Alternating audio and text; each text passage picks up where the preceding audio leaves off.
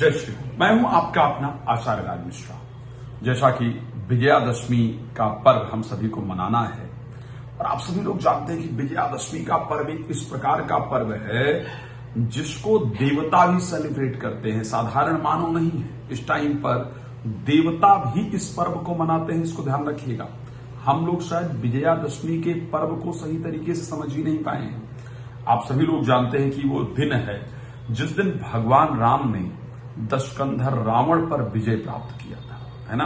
तो जब भगवान राम ने रावण पर विजय प्राप्त किया तो समस्त देवता, देव, दनुज, नर, नाग, खग, प्रेत, पितर सब लोग एक साथ प्रसन्न थे और इस समय पर इतनी सात्विक ऊर्जा का संचार हुआ कि देवता पुष्पों की वर्षा कर रहे थे।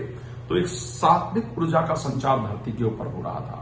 तो आज मैं इस कार्यक्रम में आपको वो बताने जा रहा हूं कि विजयादशमी की पूजा करके आप अपने जीवन के अंदर कितना सुंदर परिवर्तन ला सकते हैं। ऐसा बदलाव जिसको आप स्वयं में महसूस करेंगे, जो चीजें बताने जा रहा हूं, इसको करके आप स्वयं के अंदर परिवर्तन देख पाएंगे कि यस, विजयादशमी के पूजन से जीवन में परिवर्तन आता है।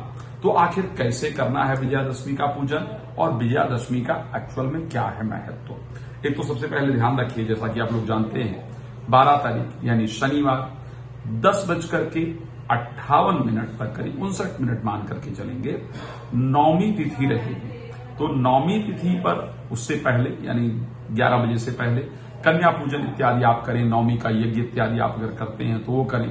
कोई विशेष पूजा नौमी का करते हैं तो वो आपको करना है। अब 11 बजे के बाद क्या करेंगे, हम विजयादशमी का पूजन करेंगे। अच्छा, विजयादशमी का पूजन होता कैसे? वैसे बड़ा सुंदर नियम है और बता रहा हूं, इससे पूरे घर की नकारात्मकता खत्म हो जाएगी। नकारात्मकता किस प्रकार? घर का ब्रह्म स्थान देख लीजिए, घर में दोनों तरफ से घर को नापिए और देखिए घर के बीच का, बिल्कुल बीचों बीच का हिस्सा एक्चुअल में कौन सा बन रहा है। अगर पॉसिबल हो तो बड़ा काम आएगा जो बता रहा हूं मैं। तो उस बीचों बीच के हिस्से में अगर गऊ का गोबर मिल जाए, गाय का गोबर मिल जाए, तो उस गाय के गोबर को 10 अलग अलग हिस्सों में बनाकर रखना चाहिए और उसके ऊपर 10 रंग के अलग अलग पुष्पों को उठाकर रखना चाहिए। 10 गाय के गोबर के वो बना करके रखना चाहिए। ये जनरली हमारी 10 इंद्रियों की सूचक है। रावण का जो वध है, भगवान ने कहा कि हमें रावण को नहीं मारना है, हमें रावणत्व को मारना है। भगवान राम ने रावण वध के बाद, रावण वध से पहले शब्द कहा था कि रावण को मारने के लिए मैं नहीं जा रहा हूं, मैं रावणत्व को मारने के लिए जा रहा हूं। तो हमारे अंदर भी वो जो रावणत्व है, चाहे वो एंजाइटी का है, चाहे वो फोबिया का है, चाहे वो डिस्ट्रैक्शन का है, चाहे वो नेगेटिविटी का है, चाहे काम, क्रोध, मद, लोभ, अहंकार, जो भी यही चीजें हैं जो एक्चुअली इस मानव शरीर को पाकर के भी हमको हैप्पी नहीं रहने दे रही हैं। तो हमको वो 10 गाय के गोबर के छोटे छोटे जो पार्ट हैं उसको बनाने हैं, छोटे छोटे। उस पर 10 रंग के अलग अलग पुष्प को रख देना है और 10 रंग के अलग अलग पुष्पों को रख करके पहले गंगा जल का नीचे छींटा लगाकर फिर इसको कीजिएगा।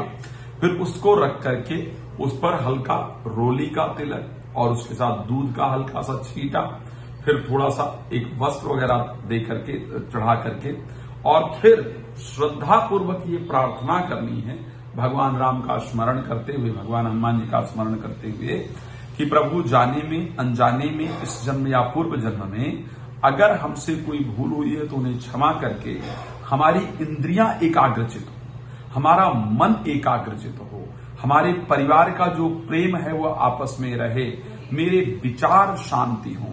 इस प्रकार से जो भी आपके मन में प्रार्थना है उस प्रार्थना को श्रद्धा पूर्वक आपको कर लेना है। अगर गाय का गोबर आपको नहीं, 1% गाय का गोबर आपको नहीं प्राप्त हो पाता है, ऐसी दिक्कत होती है, तो फिर भी आपको परेशान होने की आवश्यकता नहीं है। 10 दिए ले लें या 10 आटे के छोटे छोटे, आटा गूंथकर 10 आटे के छोटे छोटे पार्ट बना लें और उसके ऊपर जो है उन पुष्पों को उठा करके सजा दें। इस प्रकार 10 पुष्प को आपको सजाना है। ध्यान रखिएगा, जब राम जी की और रावण की युद्ध हो रही थी ना, तो शास्त्र इस प्रकार कहता है कि रावण रथी बिरथ रघुवीरा और देख विभीषण भयो अधीरा। भगवान राम रथ पे नहीं है, रावण एक सुंदर रथ पर है। विभीषण जी को देख करके बहुत पीड़ा हुई तो विभीषण जी ने पूछा राम जी से कि प्रभु किस प्रकार इसको जीता जाएगा इस आताताई को। तो भगवान राम ने एक सुंदर शब्द कहा था कि सौरज धीरज जहि रथ चाका, सौरज धीरज त्यहि रथ चाका, सत्यशील दृढ़ ध्वजा पताका। जिसके रथ का, जिसके अंदर शौर्य होगा, जिसके अंदर धैर्य होगा, शौर्य और धैर्य दो पहिए होने चाहिए अपने जीवन के, ध्यान रखिए। उस पर सत्यशील दृढ़ ध्वजा, जिसके अंदर सत्यता होगी, जिसके अंदर दृढ़ता होगी कि यस इस कार्य को मैं अच्छा कर पाऊंगा, अपने जीवन को हैप्पी बना पाऊंगा, बना पाऊंगी। बल विवेक दम परहित घोरे, बल हो लेकिन अहंकार ना हो, विवेक हो, ज्ञानवान हो, दया क्षमा कृपा, क्षमा कृपा क्षमता रथ जोरे, क्षमा भी होना चाहिए और कृपा की भी आदत होनी चाहिए। तो इस प्रकार से उसको जीवन में विजय प्राप्त हो सकता है। और ये 10 जो मैंने पूजन बताया इसको करने से ये सब कुछ आपको प्राप्त होगा। धन्यवाद आप सभी का। जय श्री राम।